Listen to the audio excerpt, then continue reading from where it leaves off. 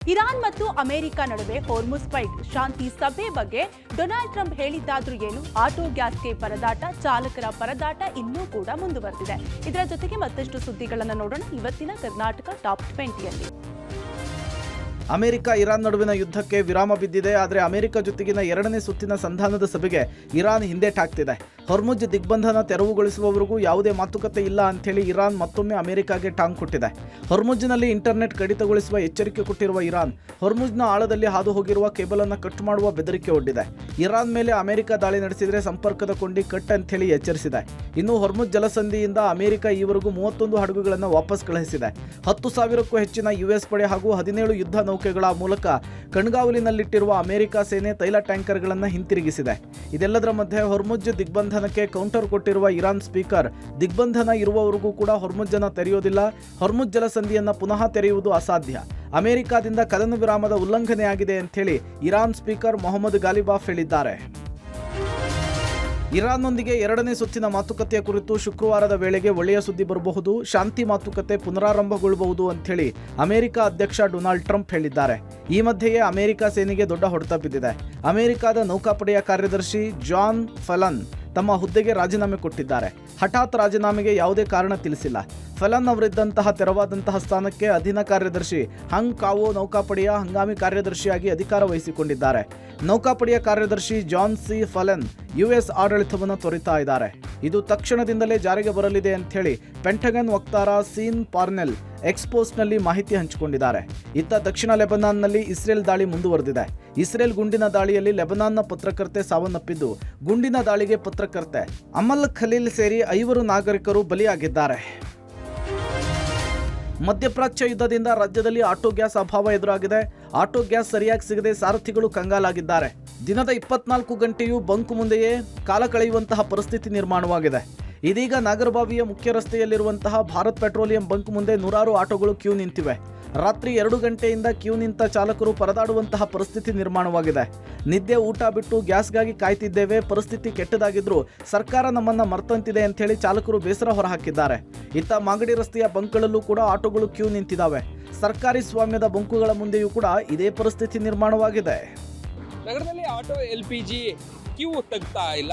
Visuals ಅನ್ನ ಗಮನಿಸ್ತಾ ಇದ್ರಿ. ನಾನೀಗ ನಾಗರಬಾವಿಯ ಮುಖ್ಯ ರಸ್ತೆಯಲ್ಲಿದ್ದೇನೆ. ಇಲ್ಲೂ ಕೂಡ ಭಾರತ್ ಪೆಟ್ರೋಲಿಯಂ ಇದೆ. ಇದರ ಮುಂಭಾಗದಲ್ಲಿ ಬೆಳಗ್ಗೆಯಿಂದಲೇ ಸಾಲುಗಟ್ಟಿ ಆಟೋಗಳೇನಿದಾವೆ ಆಟೋಗಳು ಕ್ಯೂನಲ್ಲಿ ನಿಂತಿರುವಂತಹ ದೃಶ್ಯಗಳು ಕಾಣ ಸಿಗ್ತದೆ. ಬಹುತೇಕ ಎಲ್ಲ ಬಂಕ್ಗಳಲ್ಲೂ ಕೂಡ ಇದೇ ರೀತಿಯಾದಂತಹ ಪರಿಸ್ಥಿತಿ ಮುಂದುವರಿತಾ ಇದೆ. ಪರಿಸ್ಥಿತಿಯಲ್ಲೇನು ಬದಲಾವಣೆಗಳಾಗ್ತಾ ಇಲ್ಲ. ಕಾರಣ ಎಷ್ಟೊಂದಿಂದ ಇದ್ರಿ ಸರ್ ಕ್ಯೂ ಅಲ್ಲಿ? 2 ಗಂಟೆ ರಾತ್ರಿ ಬಂದಿದ್ದೀವಿ ಸರ್. ನೈಟ್ 2 ಗಂಟೆ ಕಂಪಲ್ಸರಿ ಅಲ್ಲಿ 1 ತಿಂಗಳಿಂದ 2 ಗಂಟೆಗೆ ಬಂದ್ರೆ 6 ಗಂಟೆಗೆ ಓಪನ್ ಮಾಡ್ತಾರೆ. ನಾವು ಹಾಸ್ಕೊಂಡು 8-8ವರೆಗೆ ಡ್ಯೂಟಿಗೆ ಹೋಗ್ತೀವಿ. ಇಲ್ಲ ಅಂದ್ರೆ ಹಂಗೆ ಇರಬೇಕಾಗುತ್ತೆ ಸರ್. ಹೆಂಗೆ ಮತ್ತೆ ಇಲ್ಲೇ ನೀವು ರಾತ್ರಿ ಎಲ್ಲ ಕಳೀತಾ ಇದ್ರಿ? ನಿದ್ದೆ ಎಲ್ಲ ಹೇಗೆ? ಊಟ ತಿಂಡಿ ಎಲ್ಲ ಹೇಗೆ? 2 ಗಂಟೆಗೆ ಬಂದು ಹಾಕಿದ್ರೆ 6 ಗಂಟೆ 6ವರೆಗೆ ಹಾಕ್ಕೊಡ್ತಾರೆ. ಆಮೇಲೆ ಡ್ಯೂಟಿಗೆ ಹೋಗ್ತೀವಿ. 2 ಗಂಟೆಗೆ ಬರ್ಲಿಲ್ಲ ಅಂದ್ರೆ ಸಂಜೆ 4 ಗಂಟೆವರೆಗೆ ಕ್ಯೂ ಅಲ್ಲಿ ಇರ್ಬೇಕು ಸರ್. ಪ್ರಧಾನಿ ಮೋದಿ ಭಯೋತ್ಪಾದಕ ಎಂಬ ಖರ್ಗೆ ಪದ ಬಳಕೆ ವಿರುದ್ಧ ದೇಶಾದ್ಯಂತ ವಿವಾದದ ಅಲೆ ಎದ್ದಿದೆ. ಈ ಬಗ್ಗೆ ಚುನಾವಣಾ ಆಯೋಗ ಕೂಡ ಕಾರಣ ಕೇಳಿ ಖರ್ಗೆಗೆ ನೋಟಿಸ್ ನೀಡಿದೆ. ಈ ಮಧ್ಯೆ AICC ಅಧ್ಯಕ್ಷ ಖರ್ಗೆ ವಿರುದ್ಧ ಬೆಂಗಳೂರಿನಲ್ಲಿ ಬಿಜೆಪಿ ಪ್ರತಿಭಟನೆ ನಡೆಸಿದೆ. ವಿಧಾನಸೌಧದ ಗಾಂಧಿ ಪ್ರತಿಮೆ ಎದುರು ಬಿಜೆಪಿ ನಾಯಕರು ಪ್ರತಿಭಟನೆ ನಡೆಸಿ ಧಿಕ್ಕಾರ ಕೂಗಿದ್ರು. ಪ್ರತಿಭಟನೆಯಲ್ಲಿ ಬಿಜೆಪಿ ರಾಜ್ಯಾಧ್ಯಕ್ಷ ವಿಜಯೇಂದ್ರ, ವಿಪಕ್ಷ ನಾಯಕ R ಅಶೋಕ್, ಶೋಭಾ ಕರಂದ್ಲಾಜೆ ಸೇರಿದಂತೆ ಹಲವರು ಭಾಗಿಯಾಗಿದ್ರು. ಬಳಿಕ ಗಾಂಧಿ ಪ್ರತಿಮೆಯಿಂದ ಕೆಂಗಲ್ ಗೇಟ್ ವರೆಗೆ ಪಾದಯಾತ್ರೆ ಮಾಡಲಾಯಿತು.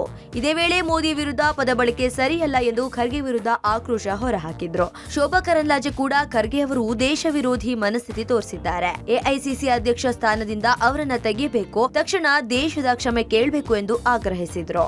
ನರೇಂದ್ರ ಮೋದಿಜಿಯವರ ನಾಯಕತ್ವವನ್ನ ಒಪ್ಕೊಳ್ತಾ ಇರತಕ್ಕಂತ ಸಂದರ್ಭದಲ್ಲಿ AICCಯ ಅಧ್ಯಕ್ಷರಾಗಿರುವಂತಹ ಮಲ್ಲಿಕಾರ್ಜುನ್ ಖರ್ಗೆರವರು ನರೇಂದ್ರ ಮೋದಿಜಿಯವ್ರನ್ನ ಭಯೋತ್ಪಾದಕರು ಅಂತೇಳಿ ಅವ್ರನ್ನ ಹೇಳಿಕೆ ನೀಡಿರುವಂಥದ್ದು ಭಾರತೀಯ ಜನತಾ ಪಾರ್ಟಿ ಅಷ್ಟೇ ಅಲ್ಲ, ಇಡೀ ದೇಶ ಇದನ್ನ ಬಲವಾಗಿ ನಾವು ಖಂಡಿಸ್ತಾ ಇದ್ದೇವೆ.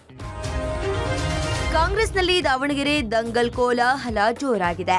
ಕಾಂಗ್ರೆಸ್ನಲ್ಲಿ ಮುಸ್ಲಿಂ ನಾಯಕರನ್ನ ಕಡೆಗಣಿಸಲಾಗ್ತಿದೆ ಎಂದು ಮುಸ್ಲಿಂ ಧರ್ಮಗುರುಗಳು ಅಸಮಾಧಾನಗೊಂಡು ಹೈಕಮಾಂಡ್ಗೆ ಪತ್ರ ಬರೆದಿದ್ದಾರೆ. ಈ ಬೆನ್ನಲ್ಲೇ ಗೃಹ ಸಚಿವ ಪರಮೇಶ್ವರ್ ಪ್ರತಿಕ್ರಿಯಿಸಿ, ಕಾಂಗ್ರೆಸ್ ಯಾವತ್ತೂ ಕೂಡ ಈ ದೇಶದ ಬಡವರು, ದಲಿತರು, ಹಿಂದುಳಿದವರು, ಅಲ್ಪಸಂಖ್ಯಾತರನ್ನ ಸಮಾಜದ ಮುಖ್ಯ ವಾಹಿನಿಗೆ ತರಬೇಕು ಅನ್ನೋದನ್ನೇ ಮುಖ್ಯ ಧ್ಯೇಯವಾಗಿಸಿಕೊಂಡಿದೆ. ನಮ್ಮ ಬದ್ಧತೆಯಲ್ಲಿ ಯಾವುದೇ ಬದಲಾವಣೆ ಇಲ್ಲ.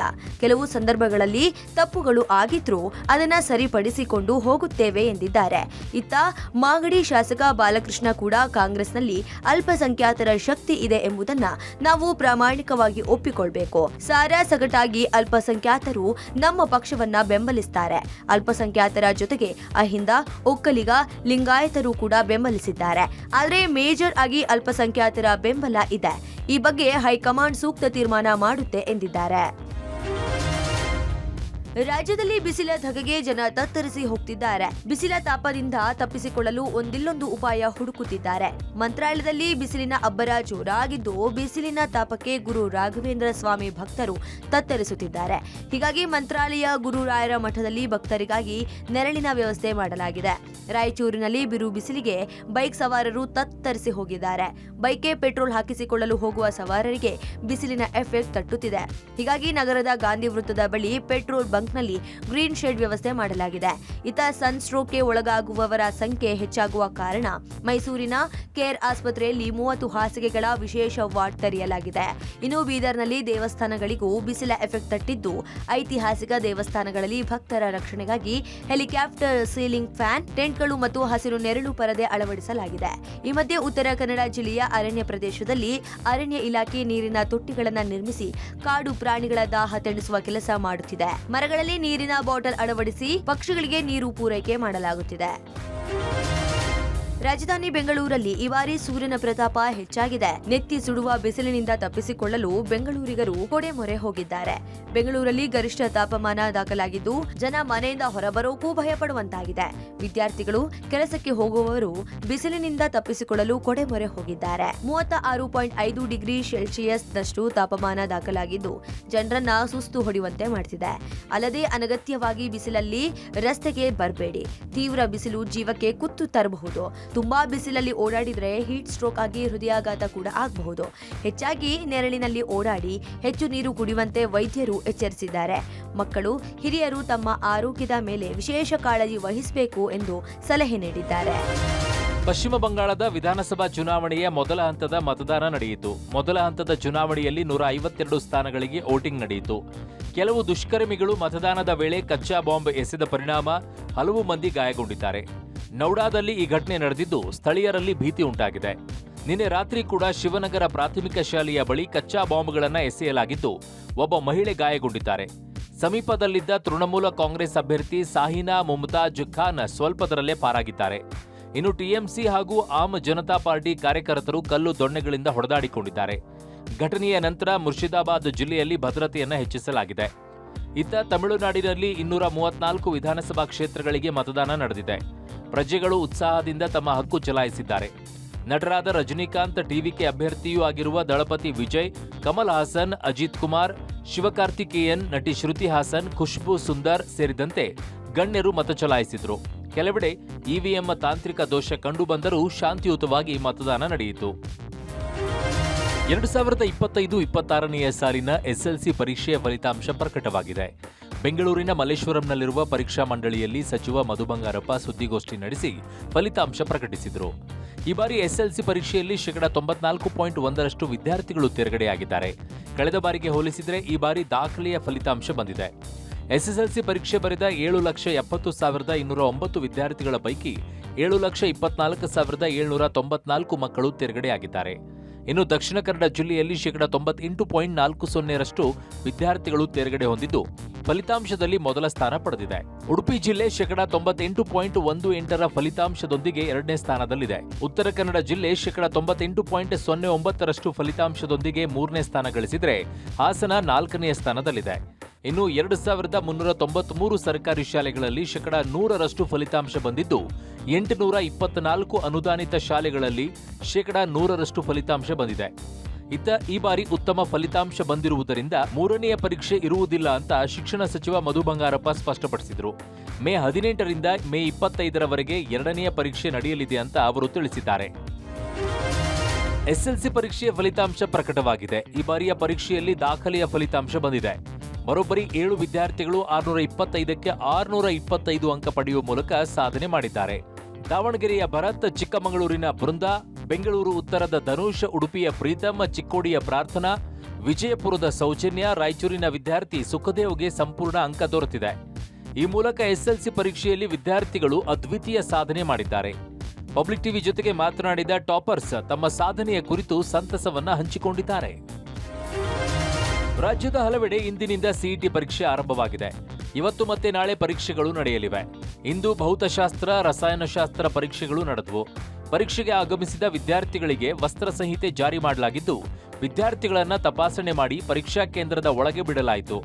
ಮಂಡ್ಯ ಜಿಲ್ಲೆಯ ಕೆಆರ್ಪೇಟೆಯಲ್ಲಿ ಪರೀಕ್ಷಾ ಪರಿವೀಕ್ಷಕರು ವಿದ್ಯಾರ್ಥಿನಿಯರ ಓಲೆ ಬಿಚ್ಚಿಸಿದ್ರು. ಪರೀಕ್ಷಾ ಕೊಠಡಿಗೆ ತೆರಳುವ ಮುನ್ನ ಓಲೆ, ಸರ, ದಾರವನ್ನ ಬಿಚ್ಚಿಸಿ ಬಳಿಕ ಸ್ಕ್ಯಾನಿಂಗ್ ಮಾಡಿ ಪರೀಕ್ಷೆಗೆ ಎಂಟ್ರಿ ಕೊಡಲಾಯಿತು. ಕೋಲಾರದ ಹಲವು ಪಿಯು ಕಾಲೇಜುಗಳಲ್ಲೂ ಕಿವಿಯೋಲೆ, ಆಭರಣಗಳನ್ನ ಬಿಚ್ಚಿಸಿ ಪರೀಕ್ಷಾ ಕೊಠಡಿಗೆ ಬಿಡಲಾಯಿತು. ಜೊತೆಗೆ jeans pant, full arm shirt ಎಲ್ಲದಕ್ಕೂ ನಿಷೇಧ ಹೇರಲಾಗಿತ್ತು. ಅತ್ತ ಚಿಕ್ಕಮಗಳೂರಿನ ಎಂಇಎಸ್ ಕಾಲೇಜಿನಲ್ಲಿ ವಿದ್ಯಾರ್ಥಿನಿಯರ ಮೂಗುತಿಗೆ ಗಮ್ ಟೇಪ್ ಹಾಕಿ ಸಿಬ್ಬಂದಿಗಳು ಪರೀಕ್ಷಾ ಕೇಂದ್ರದ ಒಳಗೆ ಬಿಟ್ರು. ಮೂಗುತಿ ಹಾಕಿ ಪರೀಕ್ಷಾ ಕೇಂದ್ರಕ್ಕೆ ಬಂದಿದ್ದ ನೂರಾರು ವಿದ್ಯಾರ್ಥಿನಿಯರ ಮೂಗುತಿಗೆ ಗಮ್ ಟೇಪ್ ಹಾಕುವ ಮೂಲಕ ಸಿಬ್ಬಂದಿಗಳು ಶಾಕ್ ಕೊಟ್ಟಿದ್ದಾರೆ. ಗೋಲ್ಡ್ ಸ್ಮಗ್ಲಿಂಗ್ ಕೇಸ್ನಲ್ಲಿ ಜೈಲು ಪಾಲಾಗಿದ್ದ ರನ್ಯಾ ರಾವ್ಗೆ ಕೊನೆಗೂ ಕೂಡ ಬಿಡುಗಡೆಯ ಭಾಗ್ಯ ಸಿಕ್ಕಿದೆ. ನಿನ್ನೆಯಷ್ಟೇ ಪರಪ್ಪನ ಅಗ್ರಹಾರದ ಜೈಲಿನಿಂದ ನಟಿ ರನ್ಯಾ ರಾವ್ ರಿಲೀಸ್ ಆಗಿದ್ದಾರೆ. ಈ ಬೆನ್ನಲ್ಲೇ ಗೋಲ್ಡ್ ಸ್ಮಗ್ಲಿಂಗ್ ಕೇಸ್ನಲ್ಲಿ ರನ್ಯಾಗೆ ಮತ್ತೊಂದು ಶಾಕ್ ಎದುರಾಗಿದೆ. ವರ್ಷದ ಬಳಿಕ ಜೈಲಿನಿಂದ ಬಿಡುಗಡೆ ಆಗ್ತಿದ್ದಂತೆ ಮತ್ತೊಂದು ಸಂಕಷ್ಟ ಶುರುವಾಗಿದೆ. ಜಾರಿ ನಿರ್ದೇಶನಾಲಯ ರನ್ಯಾ ರಾವ್ಗೆ ಸಂಬಂಧಿಸಿದಂತೆ 37 ಕೋಟಿ ಮೌಲ್ಯದ ಆಸ್ತಿಯನ್ನು ಮುಟ್ಟುಗೋಲು ಹಾಕಿಕೊಂಡಿದೆ. ಆದರೆ ಈಗ ಮೂಲ ತನಿಖಾ ಸಂಸ್ಥೆಯಾದ DRI ಕೂಡ ಆಸ್ತಿಯನ್ನು ಮುಟ್ಟುಗೋಲು ಹಾಕೊಳ್ಳುವುದಕ್ಕೆ ತಯಾರಿ ನಡೆಸಿದೆ.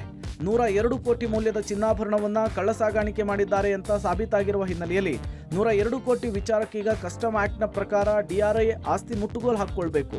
ಈಗಾಗಲೇ ಇಡಿ ಅಧಿಕಾರಿಗಳ ಜೊತೆಗೆ ಸಂಪರ್ಕದಲ್ಲಿರುವ DRI ಪ್ರತ್ಯೇಕವಾಗಿ ಆಸ್ತಿ ಮುಟ್ಟುಗೋಲು ಹಾಕಿಕೊಳ್ಳಲಿದೆ. ಈ ಮೂಲಕ ರನ್ಯಾ ರಾವ್ ವಿಚಾರಣೆಗೆ ಕರೆಸಿ ಮುಂದಿನ ಪ್ರಕ್ರಿಯೆ ಮಾಡೋ ಸಾಧ್ಯತೆ ಇದೆ.